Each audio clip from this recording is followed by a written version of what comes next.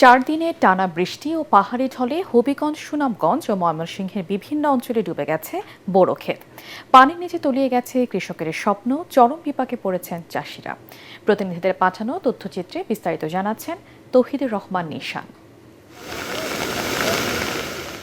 ভারী বৃষ্টি ও উজানের পানিতে হবিগঞ্জের হাওড়াঞ্চলের পাকা বুড়ো ধান পানির নিচে।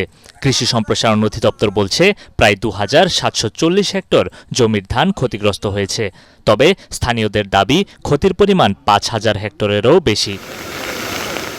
পানিতে তলিয়ে যাওয়া ধান বিক্রি করতেও হিমশিম খাচ্ছেন কৃষকেরা। অনেকেই মন প্রতি 500 টাকাতেও বিক্রি করতে পারছেন না ধান। এই যে আমি এই লোকগুলোকে নিয়ে আমি ধান কাটতে গেছিলাম, এখন ধান কাটা বাদ দিয়ে এখন আসছে বাদ রক্ষার জন্য। নদীতে এত পানি হয়েছে যেটা হয়তো পিএসির ক্ষেত্রেও অসম্ভব হয়ে দাঁড়াইছে।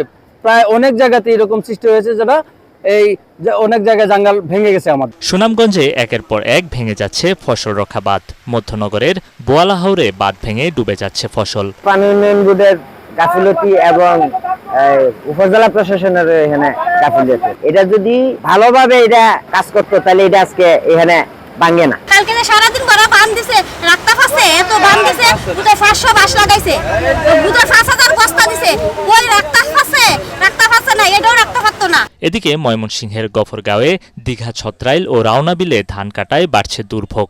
শ্রমিক সংকট, বৃষ্টির কারণে ধান শুকাতে না পারা এবং পানিতে ধান কাটতে গিয়ে জোকের কামড়ের শিকার হচ্ছেন ধান কাটা শ্রমিকেরা। কেউ ধান তুলতে পারেনি, অন্যদিকে নাটোরের সিংড়ায় আত্রাই নদীর পানি বেড়ে চলন বিলে ঢুকে পড়ায় পাকা ধান নিয়ে শঙ্কায় কৃষকেরা। Bureau report, ATN Bangla.